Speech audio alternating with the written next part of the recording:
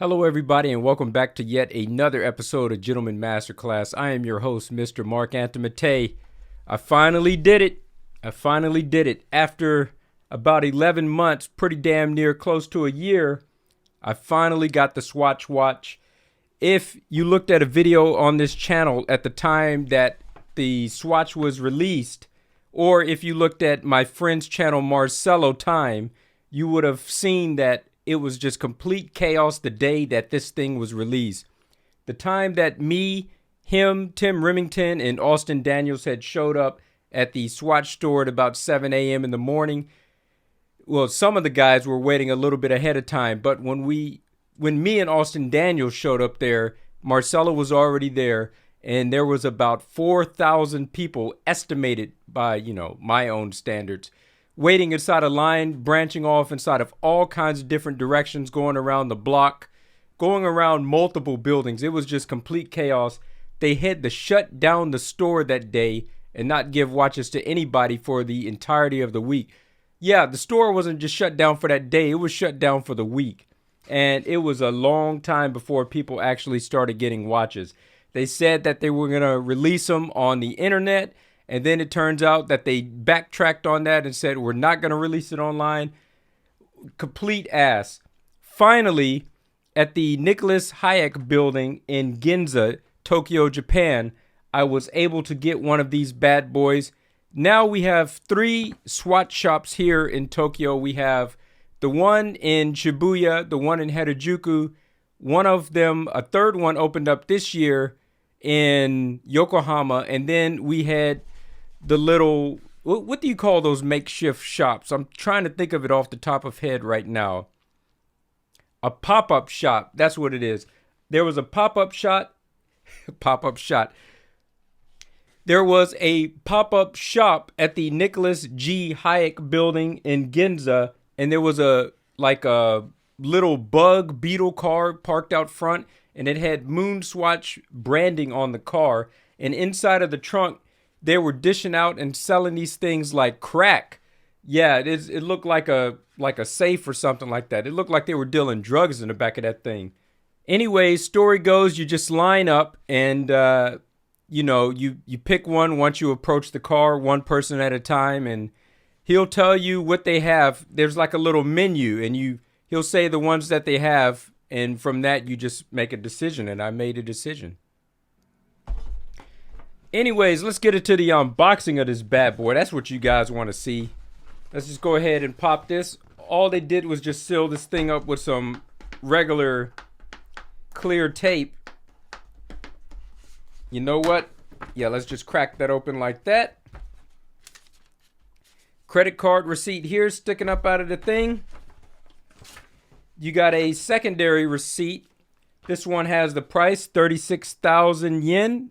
36,300 Japanese yen, and I bought this on February 4th by credit card, and it has my name on there to show that I bought it, because I guess they only sell you one. And there goes the packaging right there, the Mission to Mars Bioceramic MoonSwatch Collection. Nice little box there.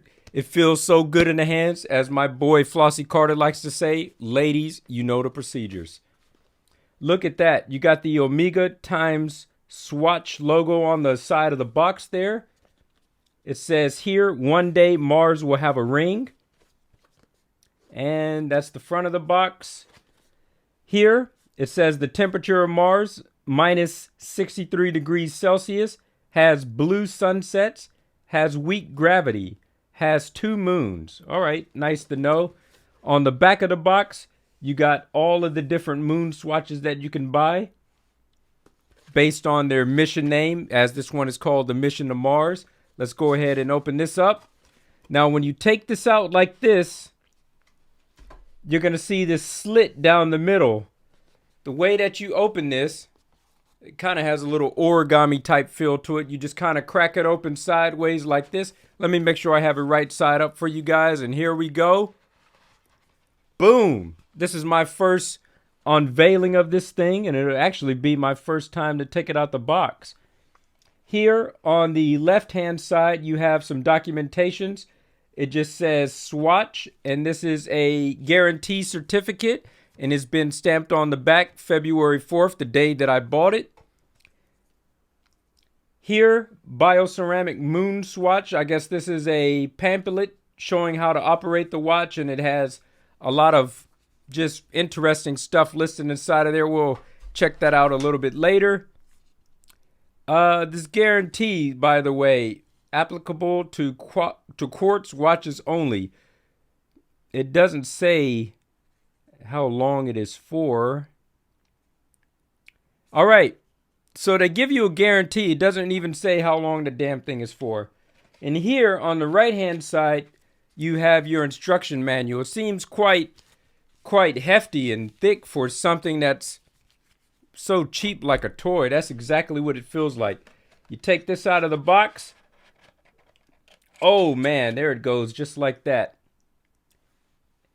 Very cool. All right. Taking the watch out of the box itself for the first time. This component here inside the center comes out. All right, we have a Swatch sticker that is protecting the crystal. I've been dying to take this off for the first time myself. The sales staff had taken it off for me just to let me inspect the crystal to see that it was okay, and he let me push the pushers to make sure that everything was operational. And after that, he put it back on for me. But now I get to take it off for myself. So let's do that now. A very good looking watch indeed. This is just a hollowed out piece of cardboard that is made inside of like a hexagonal type shape. And you have a component here, like a little slit where you have the wristband that wraps all the way around the cardboard, and it goes inside of that hole. Just pull it out like so. All right. Let's try not to laugh too hard now. And there you have it. And there goes the band for the first time. It says Speedmaster, Mission to Mars, MoonSwatch. Now, I would like to show you, I am the first person to have bought and showed off on YouTube the real Speedmaster MoonWatch NASA strap. I didn't do a review over it, but it is inside of my video over the Omega Speedmaster. Now, the thing about this strap right here, it has the Omega branding on the back, as you can see, and it says Speedmaster MoonWatch on the front, and you have NASA there. But the thing about this is that this strap and the one that comes on the MoonSwatch is exactly the same. Let's fold this over real quick.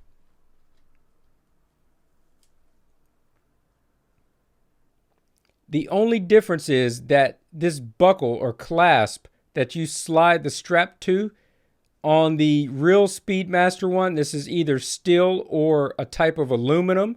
And of course, on the MoonSwatch, it's plastic and it matches the case color of the watch itself. Let's go ahead and take this bad boy off real quick. The real Omega Speedmaster MoonWatch. There you go. And for what it is, this thing is absolutely beautiful. And obviously, I bought the most playful color, the most toy-like color there is out of all of them. So I will definitely be wearing this one with street clothing. And it fits exactly like how I thought it would, and it looks exactly like how I thought it would. I guess this is a better time than any to show off this strap, because there is some problems with it.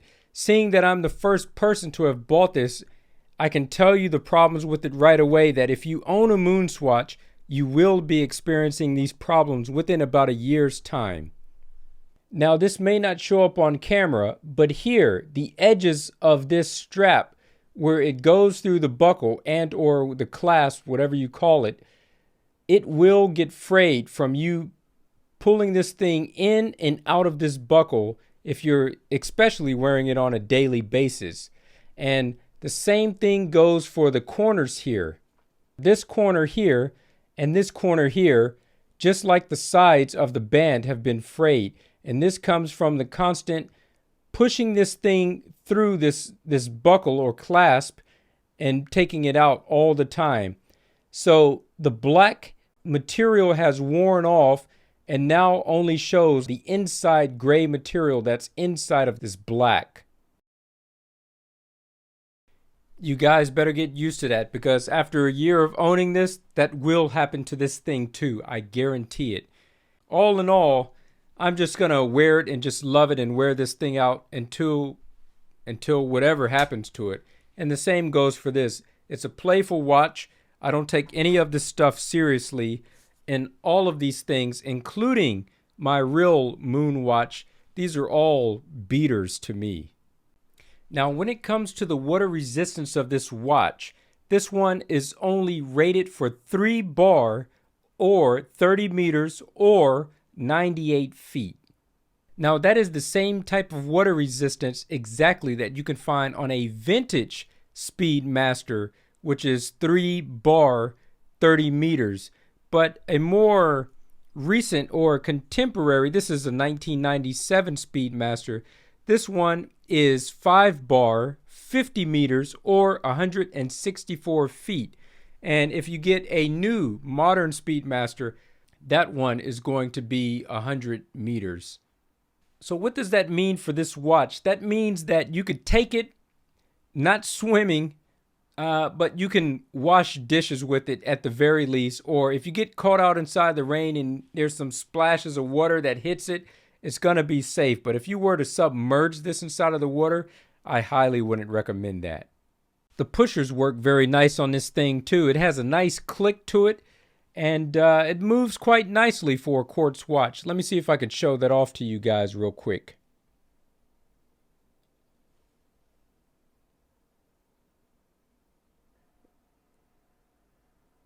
Very satisfying click. When you click it again and you press this piece and it goes back to the normal position.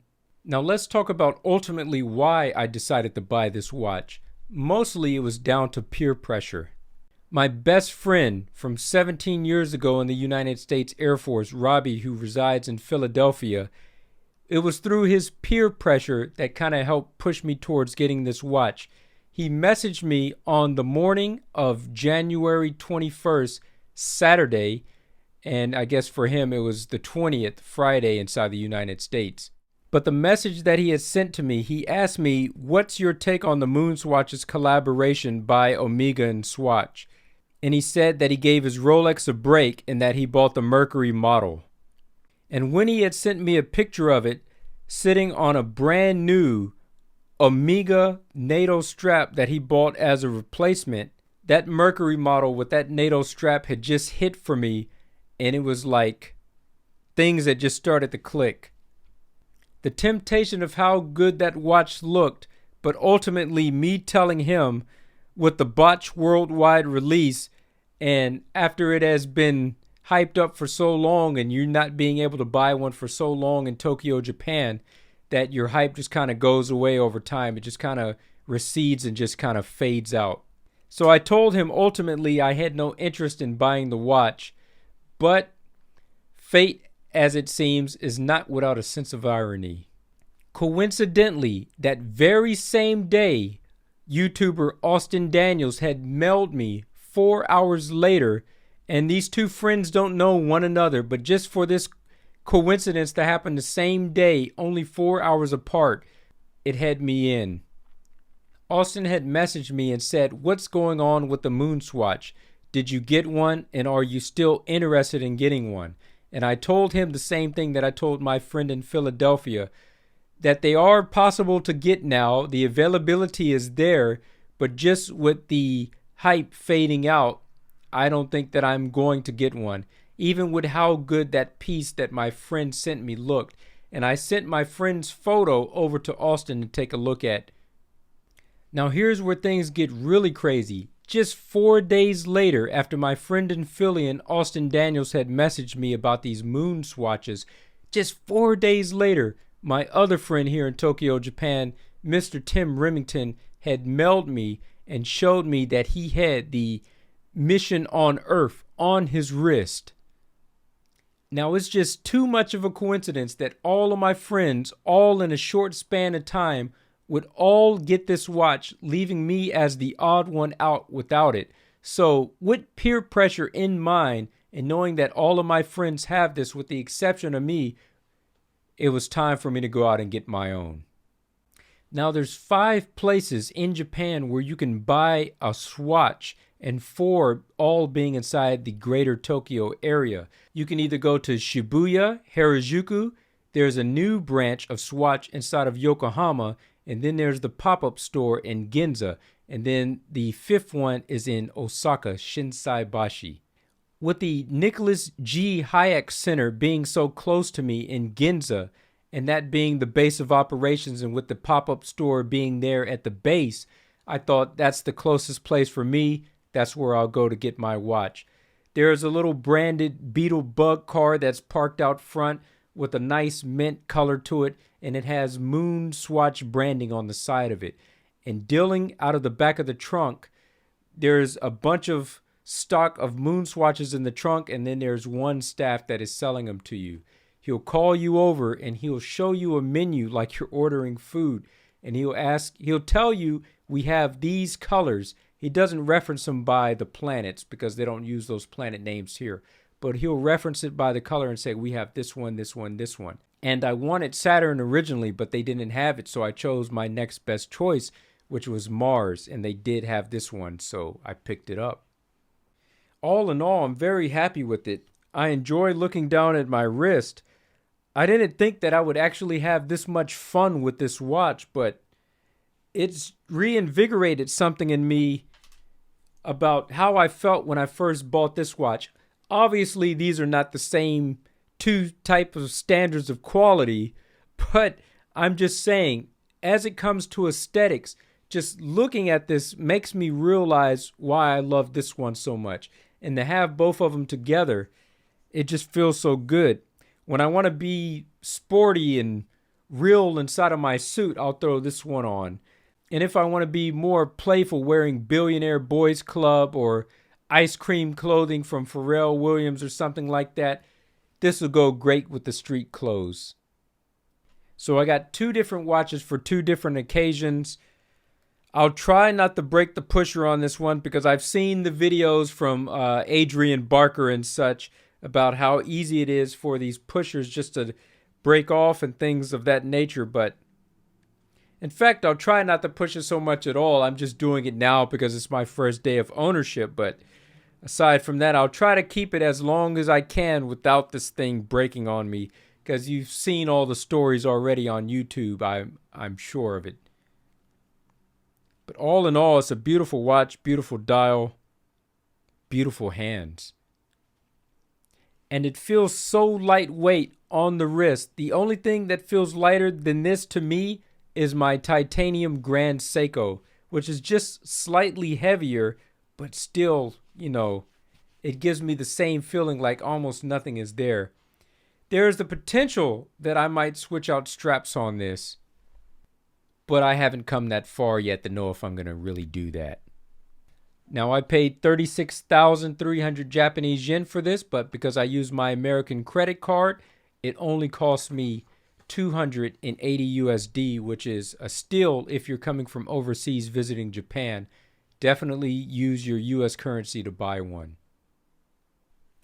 Now, I'm just going to do this just for fun, but I'm going to tell you about the proportions of this watch, which, surprisingly, newsflash, they're exactly the same dimensions as the real Omega Speedmaster.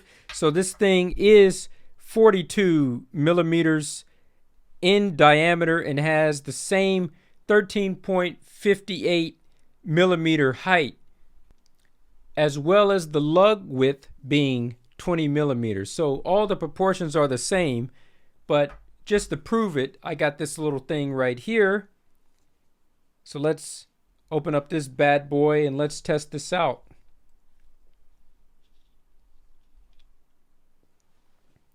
It says 42.4, but without that crown being there, it would be 42. And let's do lug to lug.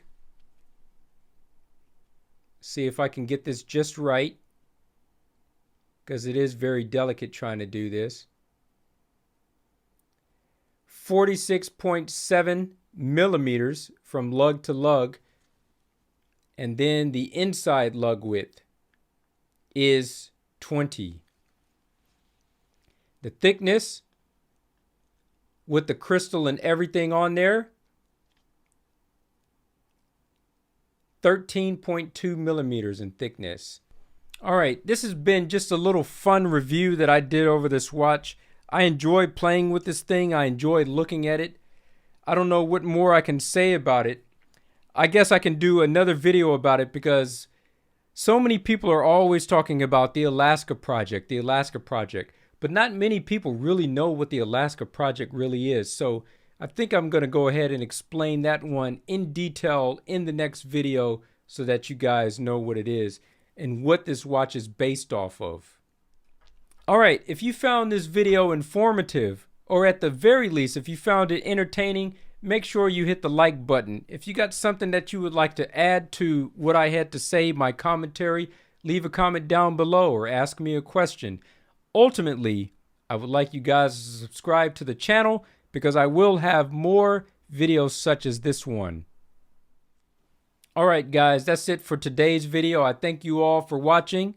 Salute to you wherever you may be out inside the world. And as always, gentlemen, you guys know what to do. Keep it classy. I'm out.